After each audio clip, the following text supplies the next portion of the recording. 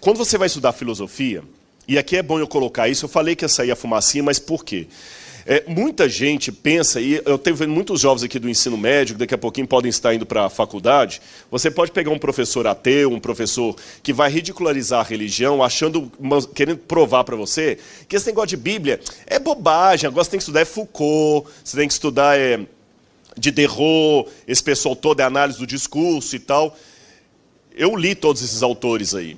Até eu tenho um livro que eu acabei de lançar agora, O Ceticismo da Fé, onde eu trabalho com Nietzsche, com todos esses autores, e mostro como é que mesmo a filosofia deles me leva para a crença. Não creio que esteja.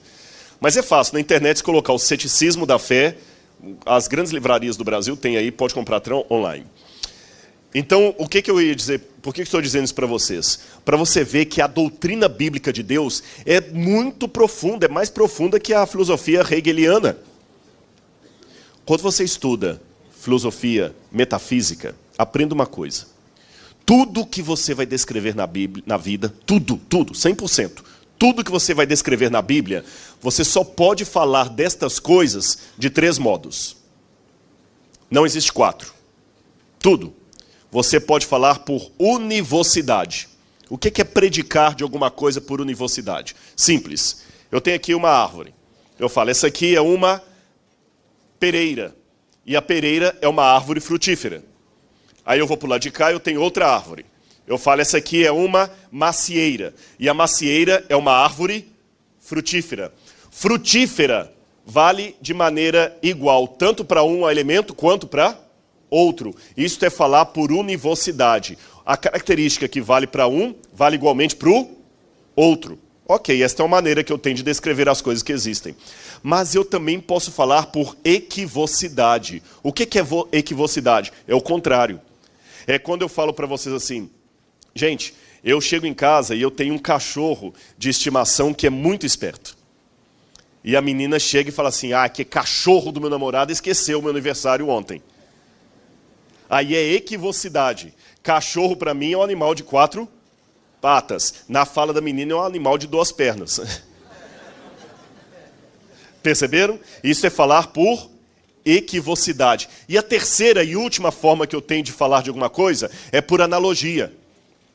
É quando você não tem nada que você possa falar que se equipara àquilo, mas também não é o oposto. É uma analogia, uma comparação tímida. Aprenda uma coisa, que é por isso que muita gente tem dificuldade de entender a doutrina de Deus. Eu nunca posso falar de Deus por univocidade. Porque não há nada na natureza que se compare a Deus. Também não posso falar de Deus por equivocidade, porque senão não haveria revelação. Eu só posso falar de Deus por analogia. Nota de rodapé. É por isso que muitos movimentos da cristandade têm dificuldade de entender a Trindade. Porque eles falam o seguinte, como é que 3 pode ser 1, pode ser 3? É porque ele está pensando em Deus.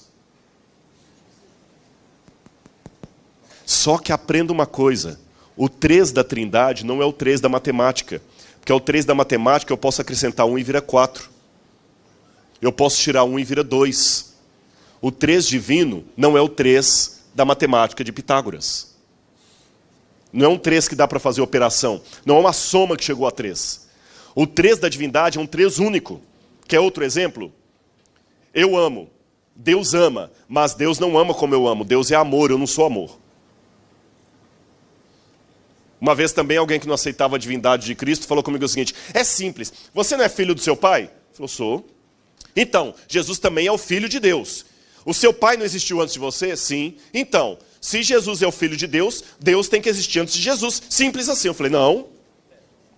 Não é simples assim. Porque o meu pai, para me gerar, precisou da minha mãe. E teve relação com ela. Então, qual que é a mulher de Deus aí que deu à luz a Jesus? Então, a paternalidade de Deus em relação a Jesus não é a mesma do seu pai em relação a você. Quem faz esse tipo de situação está pensando em Deus por univocidade ou equivocidade. Eu só posso falar de Deus por analogia, ponto.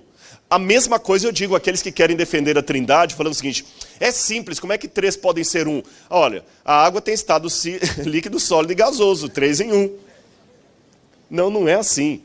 Ou como uma irmã lá no Canadá, que uma vez falou para um professor amigo meu, pastor, esse negócio de trindade, 1, 2, 3, quanto mais melhor. Não é bem por aí. O que mais que a Bíblia me diz sobre Deus? A Bíblia diz que Deus é invisível, incompreensível, incognoscível. Ou seja, você não pode ver Deus, você não pode compreender Deus, você não pode conhecer a Deus. Querem exemplos? Evangelho de João, capítulo 1, verso 18. Evangelho de João, capítulo 1, verso 18. Evangelho de João, capítulo 1, verso 18. Todos viram a Deus. Tá certa a leitura? Aí ninguém? Deixa eu ver. É verdade. Ninguém jamais viu a Deus. O Deus unigênito que está no seio do Pai que o revelou. 1 Timóteo capítulo 1, verso 17. 1 Timóteo capítulo 1, verso 17. 1 Timóteo capítulo 1, verso 17. Assim, ao Rei eterno, imortal, invisível, Deus único, honra, glória pelos séculos dos séculos. Invisível. 1 Timóteo 6,16. Olha como é que a carta termina. O único que possui imortalidade, que habita em luz inacessível, a quem homem algum jamais viu, nem é capaz de ver. Mas alguém pode perguntar, mas Rodrigo, vem cá, no Antigo Testamento, Moisés diz que viu a Deus face a face. Panim lepanim, em hebraico. Como é que explica isso? Expressão idiomática. A gente, às vezes, não presta atenção na expressão idiomática da Bíblia. Quando eu falo com vocês, gente, desculpem-me, eu estou morto de cansado. Significa que eu estou realmente morto? Que eu virei defunto?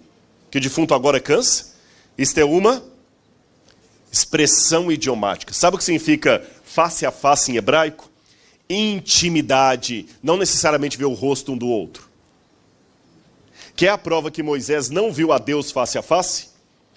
Olha, em Êxodo capítulo 33, versos 9 a 11, ele fala que conversava com Deus face a face.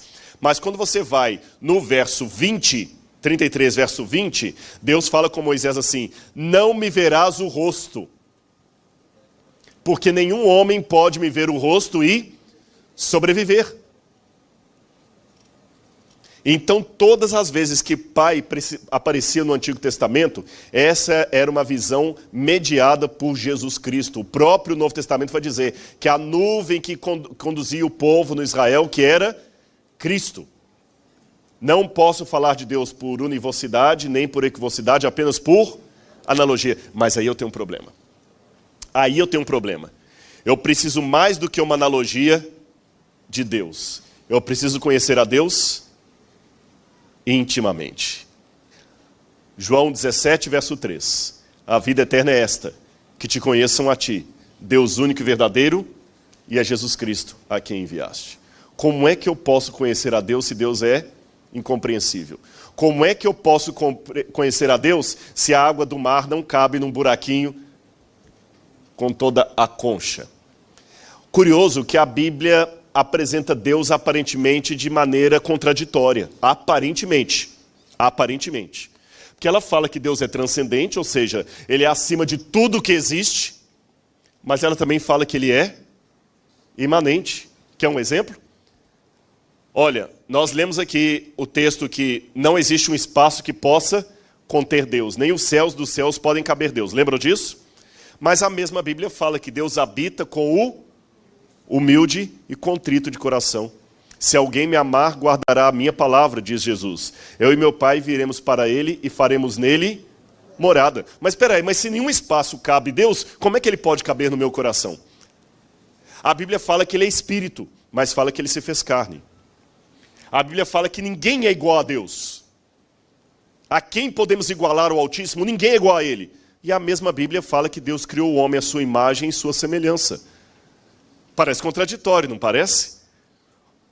Esse é o paradoxo de Deus. Deus é invisível, incognoscível, mas ao mesmo tempo, Ele é íntimo.